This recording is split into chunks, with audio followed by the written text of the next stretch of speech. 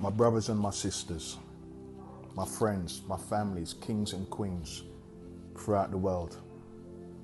I'm sending this video with a broken heart, and I'm sending it not just for me, but for people throughout the world, because I don't really know and understand what's going on. I understand we're living in this pandemic times, but there is more than what meets the eye. Let me tell you what I mean.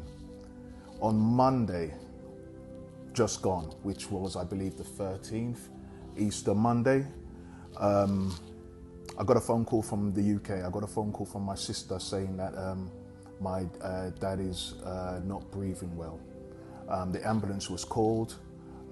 They came, they checked his temperature. They said, well, his temperature is fine.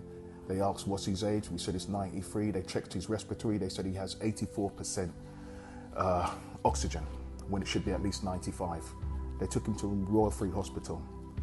Within an hour and a half of him reaching hospital, we was expecting for them to call us to tell us what ward he's in. They're calling us to say, come and say goodbye. Okay, now, I was just speaking to him on FaceTime. My sister tried to call him to find out what's going on. She kept on calling and calling and calling, and she was on hold for like 45 minutes, 15 minutes, couldn't get through. We decided to call back in the middle of the night. We did. We called back at 12:30 a.m. Eastern time, my time, Florida time, 5:30 a.m. London time, GMT. We spoke to the ward sister. The ward sister told us that she's checking Dad's charts right now. His charts are fine, doing really well. His blood pressure, she said, is, it's 128/80, which is like a 40-year-old. Bear in mind, he's 93. His respiratory, his oxygen level was 97%. No temperature. She said all his vitals are fine. My sister said, wow, that's fantastic. So does that mean we can send him home today? He can come home today? She said, I would say yes, but the only thing is I don't understand, because I was calling him and I was saying, Clifford, Clifford, and he opened up his eyes and he looked at me, but he seemed a bit dozy. So I would like, when the doctor does his rounds in the morning, because it's not my decision, the doctor has to make that decision. When the doctor does his round in the mornings, he can establish why is Dad dozy. We said, okay, fine, that's really great news. Went to sleep, got a call in the morning waking me up, my sister. She said, I just got a call from the doctors again at the hospital, and they're saying, come and say goodbye. What do you mean, come and say goodbye? She said, let me add my brother to the call. So she's called me, merged the call. The doctor's telling us that my sister needs to come and say bye. Why? Well, he's on his last days. We don't think he'll make it past today. Why don't you think he'll make it past today? Well, we think he's on his way out. But I said that doesn't make sense. I spoke with the ward sister this morning, and the ward sister told me all of his vitals was fine. She said, you spoke to the hospital this morning? We said, yeah. She said, okay, hold the line. Let me put you over to the head consultant. She transferred me over and she put me on to the head doctor. The head doctor basically said, well, look, this is what the situation is. Dad's on his last legs, in my words. Somebody needs to come and say goodbye, because we don't think he'll make it past today. I said, well, why do you think that? They said, well, don't you know that, we've been giving him morphine. My sister went ballistic. She started screaming down the phone, why are you giving him morphine? He doesn't have a temperature.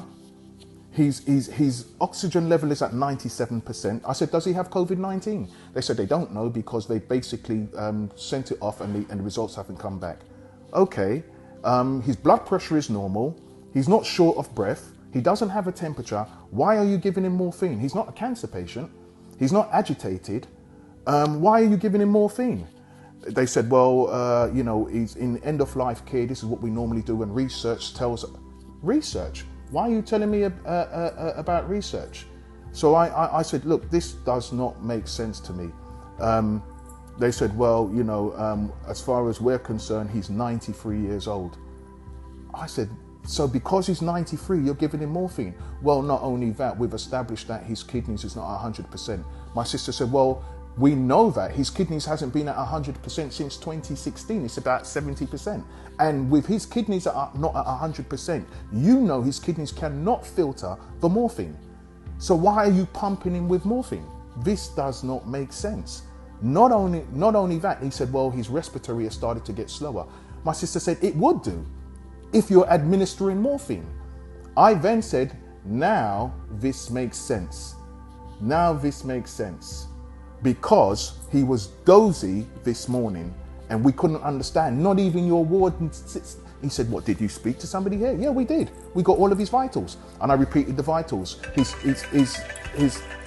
sorry, somebody's trying to call me. Basically, his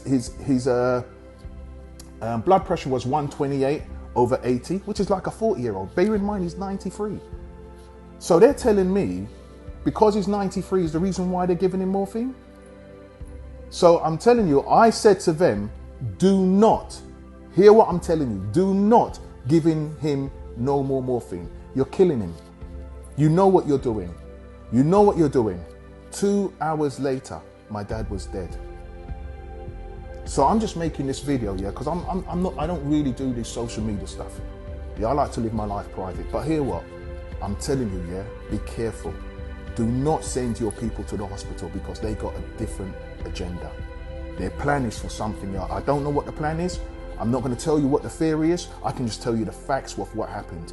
All of my dad's signs, vital signs, was good. All of it. Yeah, they still can't even tell us if he was COVID-19, and we know he wasn't because he didn't even have a temperature. I spoke to him the morning. He was walking, went and had his shower, had his porridge, had his lunch. Sent him off to the hospital because he wasn't breathing correctly. Yeah, he could have OCPD. We don't know what he's got. All we do know is, soon as he got to the hospital, they started to pump him with morphine. And I'm not even sure if it was on his charts or not.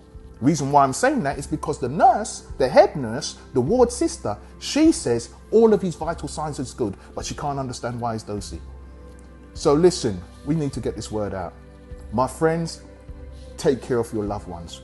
And if by any chance you can avoid of going to the hospital, avoid it. Now, I know a lot of these NHS workers are under pressure. Doctors worldwide are under pressure and they're doing a good job. But these particular doctors, they're 007. They've got a license to kill. Take care.